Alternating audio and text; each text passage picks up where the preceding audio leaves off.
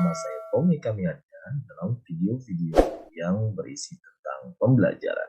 Pada video kali ini saya akan mereview suatu artikel yang terdapat di dalam jurnal Obsesi, yaitu Jurnal Pendidikan Anak Usia Dini, volume 4, issue 2, terbit tahun 2020, halaman 567 sampai 574, di mana jurnal ini sudah ber-ISSN ya, dengan ISSN online-nya itu 25498959, sedangkan untuk printnya 23561327. Artikel yang akan saya review ini ya berjudul Evaluasi Sistem Penjaminan Mutu Internal Program Studi S1 Pendidikan Guru Pendidikan Anak Usia Dini ya. Jadi di sini adalah Prodi S1 PG PAUD begitu ya.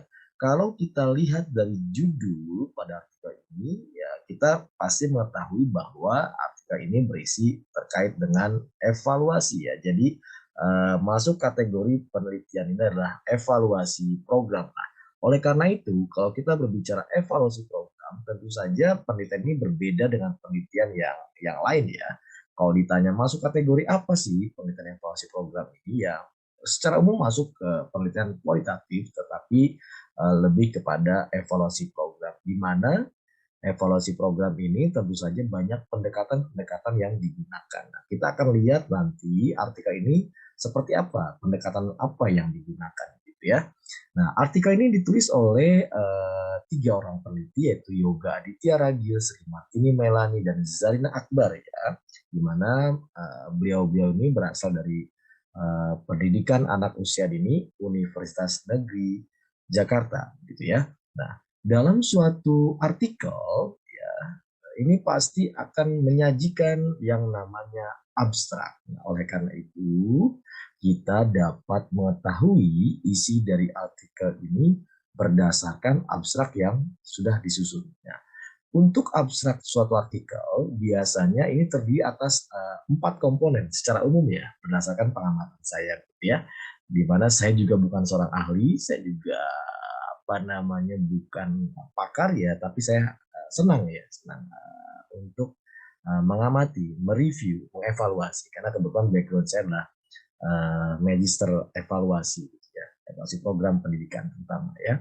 Baik, saya lanjut. Jadi dalam abstrak itu biasanya ada 4 komponen. Yang pertama biasanya adalah latar belakang dari penelitian seperti apa gitu ya.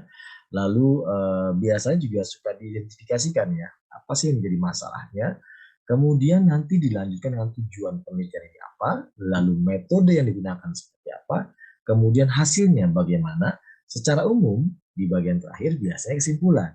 Tetapi kalau penelitian evaluasi program ini bagian terakhirnya itu adalah rekomendasi. Itulah yang membedakan antara penelitian yang biasa ya, kualitatif yang lain dengan penelitian evaluasi program, yaitu rekomendasi. Nah, sekarang kita cek ya abstrak pada penelitian ini ya, dengan judul Evaluasi Sistem Penjaminan Mutu Internal Program Studi S1 Pendidikan Guru Pendidikan Anak Usia Dini atau PG PAUD ya. Yang pertama, kita coba akan cek dari abstrak. Kalimat pertama adalah sistem penjaminan mutu internal atau SPMI belum menjadi prioritas oleh sebagian besar perguruan tinggi bila dibandingkan sistem penjaminan mutu eksternal atau SPME. Kalimat pertama ini menjelaskan terkait dengan latar belakangnya, bahwa latar belakang masalah yang diangkat pada artikel ini adalah bahwa SPMI ini belum jadi prioritas loh oleh sebagian besar perguruan tinggi ya, dan dibandingkan dengan SPME. Perlu Anda ketahui, SPMI ini adalah penjaminan mutu yang dilakukan internal perguruan tinggi. Sedangkan SPME adalah penjaminan mutu yang dilakukan oleh pihak eksternal. Dalam hal ini adalah BAN-PT atau Badan Akreditasi Nasional Perguruan Tinggi. Nah, kalau kita biasa kenal istilahnya adalah akreditasi lah, begitu ya, akreditasi ya. Jadi SPMI di internal, SPME oleh BAN-PT.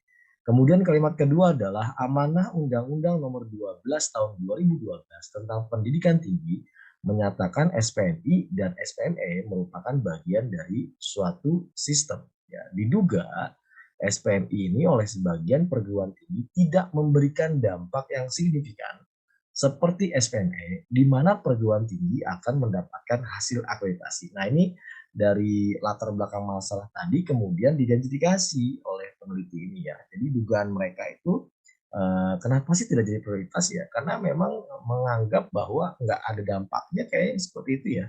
SPMI ya, padahal itu salah besar ya. Berdasarkan Undang-Undang Nomor 12 Tahun 2012 tentang pendidikan itu menyatakan bahwa SPMI dan SPME itu merupakan bagian dari suatu sistem. Kalau cuma mementingkan SPME saja, akreditasi saja, di internalnya tidak dipentingkan, ya Anda bisa ketahui ya bagaimana kualitas perguruan tinggi tersebut. Jadi kalau cuma ngandelin yang penting akreditasi B gitu ya atau A gitu ya untuk yang sebelumnya ya. Kalau sekarang kan ada kriteria terbaru ya. Nah, kalau cuma mementingkan A atau B, kemudian mutu internal diperhatikan atau bahkan mungkin tidak berjalan sama sekali sistem penjaminan mutu internalnya, maka Anda bisa lihatlah bagaimana kualitas perguruan tinggi tersebut ya. Saya tidak perlu jelaskan ya, sudah jelas ya. Kalau cuma mementingkan akreditasi belum tentu kualitas perkuliahan, pembelajaran dan sebagainya itu boleh dibilang memenuhi persyaratan atau standar. Saya kembali ke abstrak ya. Nah, kemudian ya, penelitian ini dilakukan pada periode Agustus sampai dengan Desember 2019. Jadi waktu pelaksanaannya di Agustus sampai Desember 2019. Tujuan penelitian ini dalam rangka mengevaluasi program SPMI yang dikembangkan oleh program studi pendidikan anak usia dini yang terakreditasi C. Jadi penelitian ini tuh ditujukan ya untuk prodi PAUD yang akreditasinya C. Ingat ya, C ya. Kemudian metode pengkajiannya dilakukan menggunakan pendekatan sistem meliputi aspek konteks, input, proses, output. Jadi CIPPO ya. Konteks, input, proses, output gitu ya. Nah, kemudian dengan mengacu kepada studi literatur pada hasil-hasil penelitian yang relevan. Jadi selain itu juga selain pendekatan CIPPO juga mengacu pada studi literatur ya yang relevan dengan penelitian ini.